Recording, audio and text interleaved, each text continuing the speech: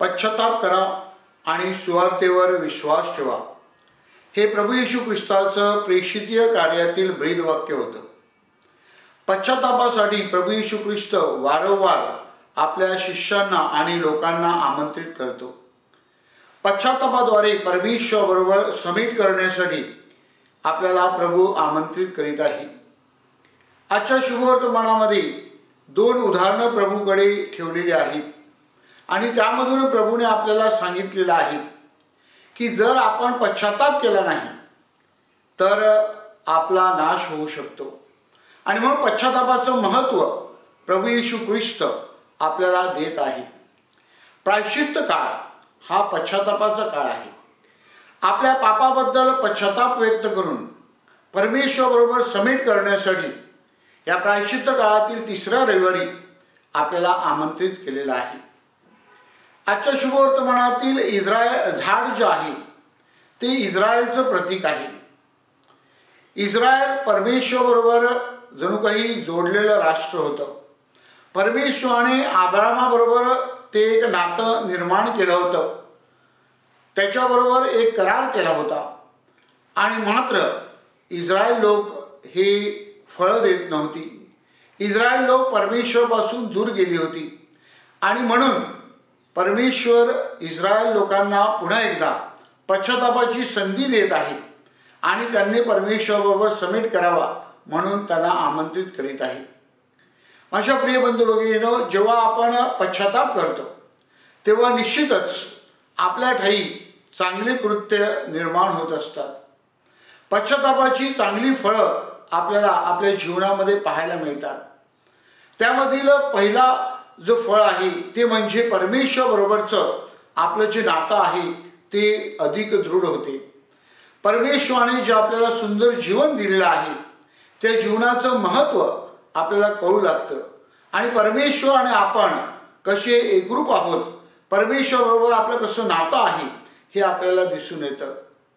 पश्चातापाद्वारे दुसरं फळ जे आपल्याला प्राप्त होते आणि ते म्हणजे आपल्याला आपल्या जबाबदारीची जाणीव होते. म्हणजेच आपण परमेश्वराच्या जणू काही निवडलेले आहोत, परमेश्वराच्या आवडते आहोत, परमेश्वराचं आपल्याबरोबर नातं आहे आणि म्हणून परमेश्वराने आपल्याला एक जबाबदारी दिली आहे.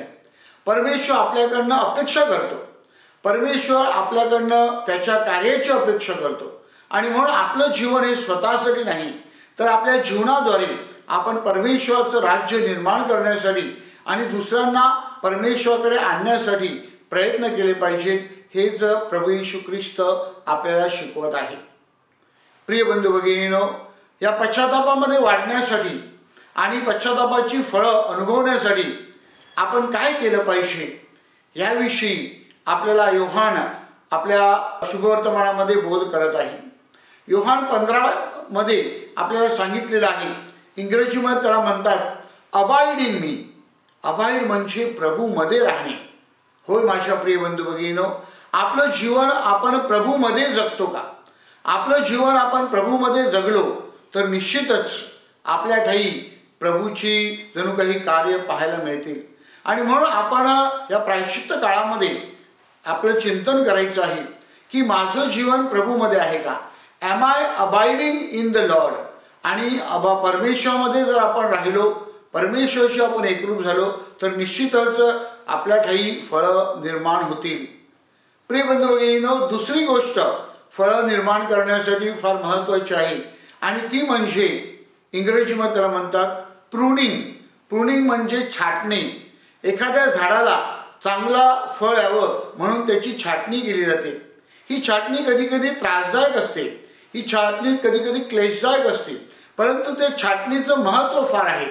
कारण योग्य अशी छाटणी केली तर निश्चितच त्या झाडाची वाढ चांगली होते आणि त्याला येणारी फळं देखील ही खूप मोठी असतात.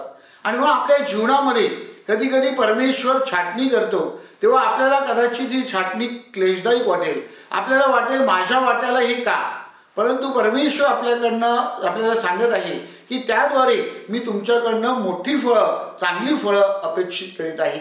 आणि मग त्याद्वारे निश्चितच आपल्या आध्यात्मिक जीवनाची वाढ होऊ शकते आणि आपलं श्रद्धेचं जे वृक्ष आहे ते अधिक मजबूत होऊ शकते. रोमकरास लिहिलेल्या पत्रामध्ये अध्याय 2:4 मध्ये आपल्याला सांगितलेलं आहे की परमेश्वर आपल्याकडनं पश्चातापाची अपेक्षा करतो. परमेश्वर आपल्याशी धीराने वागतो. आपण पश्चाताप करावा आणि परमेश्वराबरोबर समेट करावं, ह्याबद्दलच आपलं शहाणपण आहे हे आपण लक्षात ठेवलं पाहिजे. या प्रायश्चित्त काळामध्ये परमेश्वराच्या वचनावर चिंतन करीत असताना, प्रभू येशू ख्रिस्ताच्या दुःख सहनावर चिंतन करीत असताना आपण निश्चितच पश्चाताप करावा, परमेश्वराबरोबर समेट करावं आणि आपल्या श्रद्धेचं वृक्ष हे फळ देणारं झाड बनावं म्हणून विशेष प्रार्थना करूया. परमेश्वर आपल्याला आणखीन एक संधी देत आहे. त्या संधीचा आपण सदुपयोग करून परमेश्वराचा आपण गौरव करावा म्हणून प्रार्थना करूया.